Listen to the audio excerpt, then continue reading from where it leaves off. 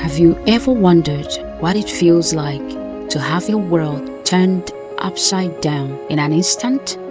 To see your neighbors become enemies overnight? To flee the only home you've ever known with nothing but the clothes on your back? For millions of Igbo people in Nigeria, this wasn't just a nightmare. It was an unforeseen, traumatic reality. To a point we all still deal with the trauma, but on our way to a wholesome healing that we deserve, true freedom. As far as I'm concerned, Nigeria is a failed state. I'm sorry to say that, but some people will disagree with me. The state of Nigeria is pathetic right now. That we exist as a nation is a miracle. The independence we gained was just political independence. Political independence without economic independence does not really help anybody at all. In the next 20 minutes, we'll uncover the roots of the Nigeria-Biafra Togo strife. We'll hear first-hand accounts from those who lived through it, and we'll explore how its legacy continues to shape Nigeria today. Hello and welcome to My African Village TV. This is the story of Biafra, a dream of freedom that ended in tragedy, but whose spirit lives on. Our story begins long before 1967. To understand the Biafran Togo strife, we need to go back to the creation of the country, Nigeria. In 1914, the British merged their northern and southern protectorates in West Africa to form the colony of Nigeria.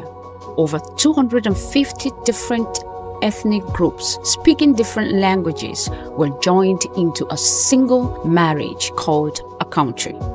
The three largest groups were the Hausa Fulani in the north, Ndibo in the southeast, and the Yoruba in the west, and each had their own distinct culture, religion, and way of life. The Britain ruled Nigeria for decades, exploiting its rich natural resources. They built railroads and roads, but only to transport raw materials from inland areas to coastal parts for exports. Nigeria became a source of agricultural products for British factories and a market for British manufactured goods. But one group in particular caught the eye of the British colonizers, Ndibo. Ndibo were very unique. It is hard to find any cultural group that is more dynamic than Ndibo. It's hard to find any cultural group that is more dynamic than the Igbos. The Igbos were responsible for building, starting so many industries in Nigeria, in every part of Nigeria, in Port Harcourt, in Kano, in Kaduna, in Lagos, in Ibadan, you name it. They were all there because we are called ubiquitous. When Igbos go into a place, they accept that place as their place.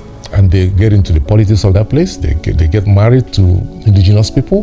They get into business in there, and they help everybody else in there. That's how Igbos have always worked. Igbos don't go to a place and say, okay, hi, I'm a stranger, I just stay here and go, let me get your money and get out. No, Igbos goes in there to establish. We are everywhere, and wherever we are, we try to build infrastructure, to help, with the development of the particular location. Ndibo quickly embraced Western education introduced by the British. They excelled in schools and began taking up positions in the colonial civil service. This drive and ambition would serve the Igbos as well, but it also bred resentment among other groups who saw them as outsiders taking over their lands. Nigeria's new leaders inherited massive debts from the colonial government to maintain British support. They continued supplying raw materials at low prices while importing expensive manufactured goods from their own raw materials. More troublingly, the British had deliberately structured Nigeria's government to favor the northern House of Fulani. The first Prime Minister, Abubakar Tafawa Balewa, was a northerner handpicked by the British. Imirikiti Ndibo saw this as a deliberate attempt to sideline them despite their qualifications. Ndibo were seen as a threat in their own country. They were strong-willed and not afraid to even oppose any establishment. Tribal tensions, suppressed under colonial rule, began to resurface. Everyone wanted their own tribe to lead the country. Within 6 years of independence, Nigeria had become plagued by corruption, election rigging, and misrule. On this fateful day in 1966, a group of young army officers, led by an Igbo major, Chukwumanzogo, staged a coup. They aimed to root out corruption.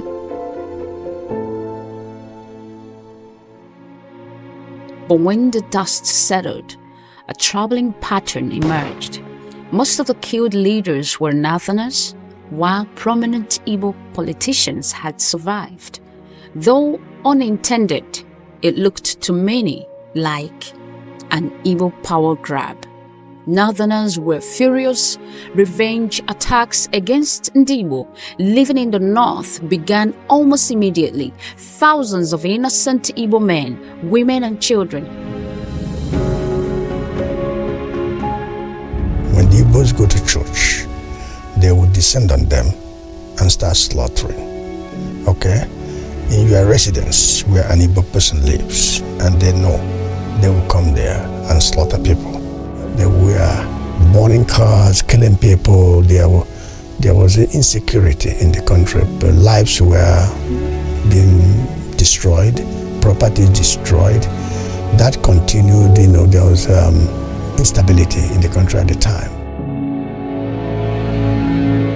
They were massacring and slaughtering the Igbo people in the north. Our uncles, our wives, our children, our everything. And when they slaughtered, they took our property. They took our homes. They took all the things we built there.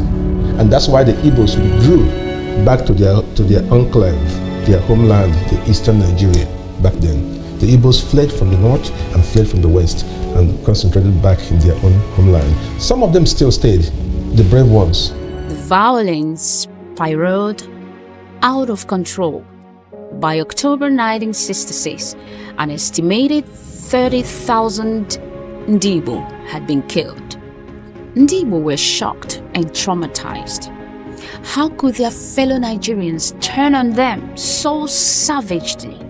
Where was the government's protection? They killed Igbos anywhere they know, anywhere the Hausaman knows. And the Fulanis, they did it. It's something that a real Igbo man, for those people who live to see the images, don't want to talk about. If you do, you shed tears.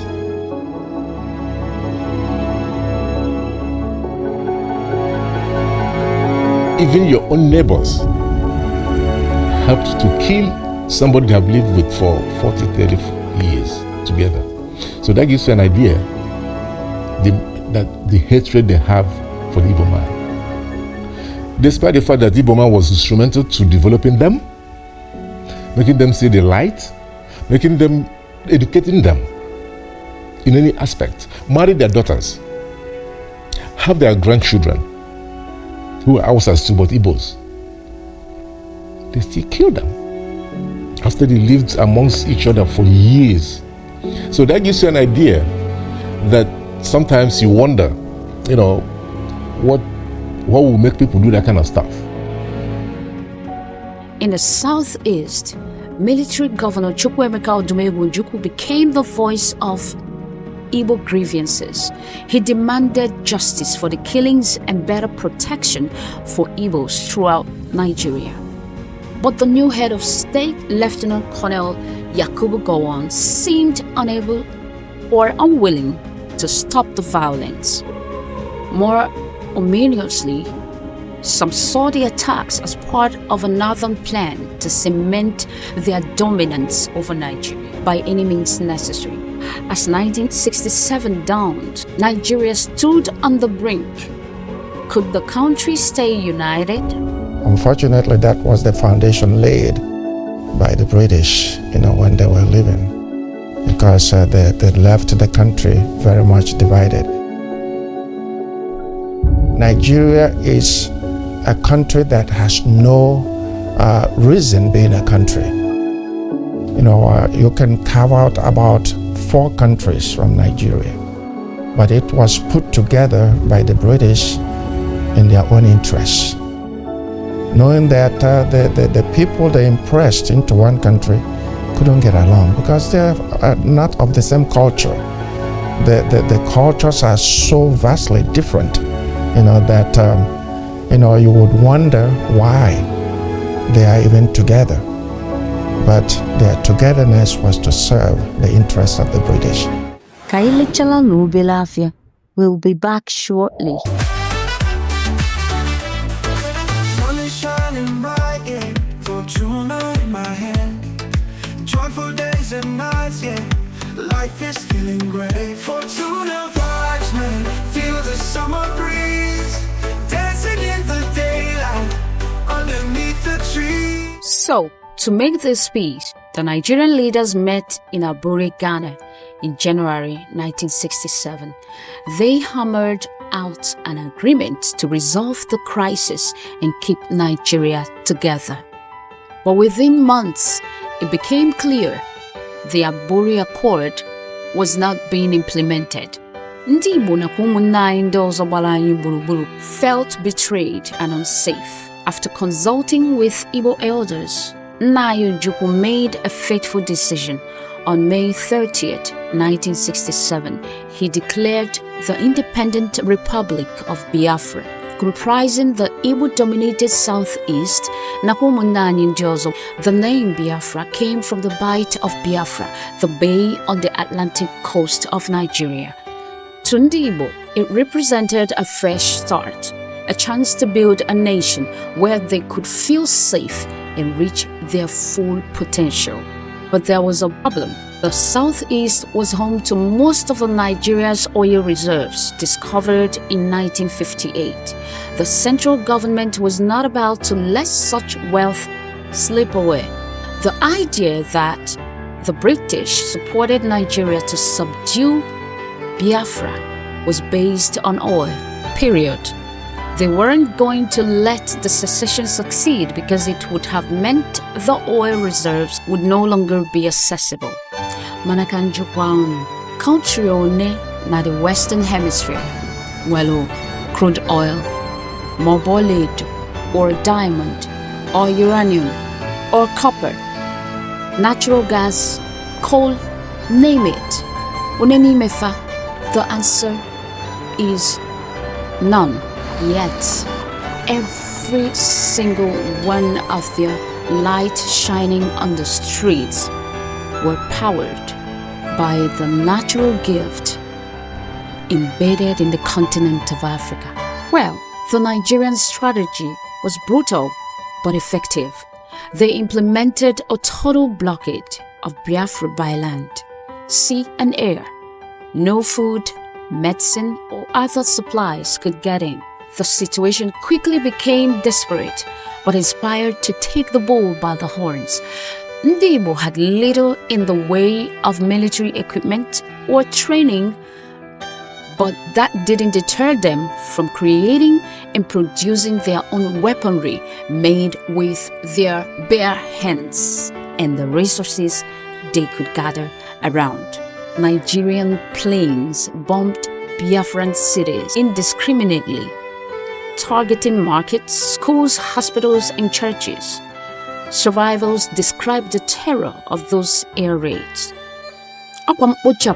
Of this particular DNA from the face of this planet, Manachukwu Okike, the god of creation, Awachi Wejo, said my dad.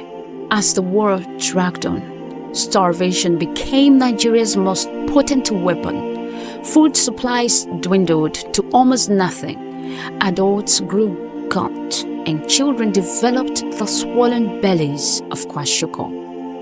Severe protein malnutrition. Images of starving Biafran children shocked the world and sent shocking waves across the globe. Some humanitarian groups like the Red Cross tried to help, but it wasn't nearly enough. Despite the suffering, Biafrans showed remarkable resilience. They developed homemade weapons like the Wunigwe. Wunigwe simply means mass destructive weapon. Talented engineers kept vehicles running on homemade fuel. Above all, Biafrans clung to their dreams of freedom. Popular slogans like "Onaburi we stand" and "No victor, no vanquished" kept the unbeatable spirits and morale extremely high. But after 2.5 years of blockade and bombardment, Biafra was on its last legs. Food and ammunition were critically low. Nigerian forces were closing in on the shrinking Biafran territory. On January 11, 1970, Ojukwu fled to Ivory Coast, leaving his second-in-command to negotiate surrender. 4 days later, on January 15th, Biafra ceased to exist. The Nigeria-Biafra-Togo strife was over, but its impact would be felt for generations. In just 30 months, an estimated 2 to 6 million people had died, most from starvation and diseases. It remains one of the worst humanitarian disasters of the 20th century. Those fears proved well-founded. Despite a declared policy of no victor, no vanquished, Ndi Igbo faced systematic discrimination in post-war Nigeria. Many had their properties confiscated. Igbo civil servants and military officers were purged. Economic policies kept the southeast underdeveloped. But the Igbo spirit of enterprise could not just be crushed. Cut off from government jobs, Imirikiti Ndi Igbo turned to business. Their informal networks helped them thrive despite the obstacles. Tata, Ndi Igbo remain a major force in Nigeria's private sector, but political power has eluded them. Fachokwanima. Many Igbos feel they are still not fully accepted as Nigerians.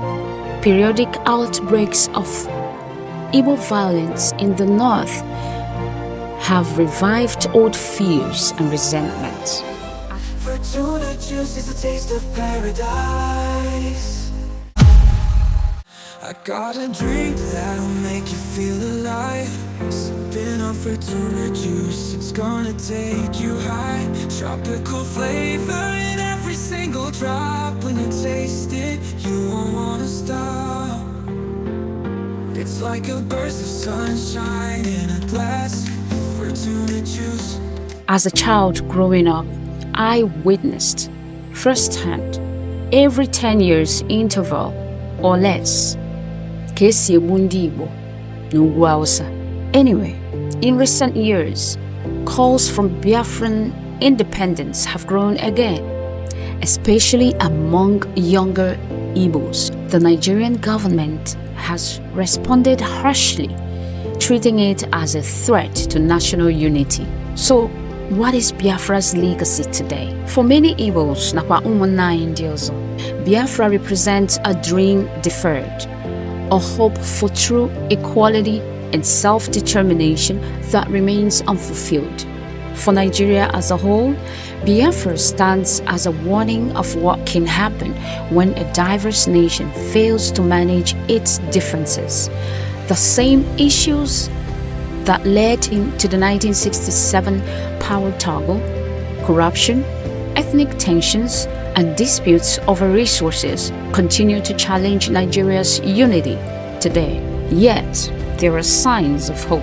A new generation of Nigerians is working to bridge old divides and build a truly inclusive nation. They draw inspiration from Biafra not as a separate state, but as a call for justice and equal opportunity for all. The story of Biafra is ultimately a human story of courage and suffering, hope and heartbreak.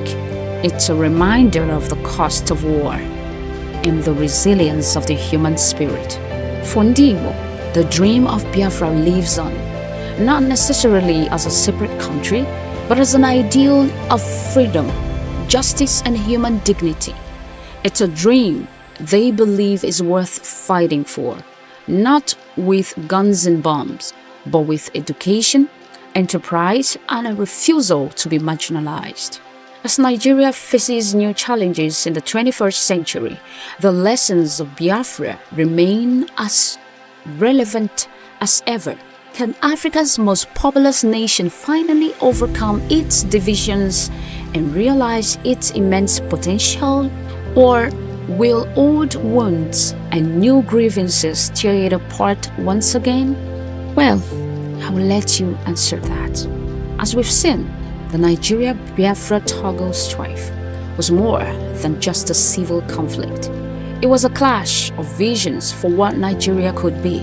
It was a struggle for survival that brought out both the worst and the best in human nature. Today, half of a century later, Nigeria is still grappling with many of the same issues that led to war in 1967.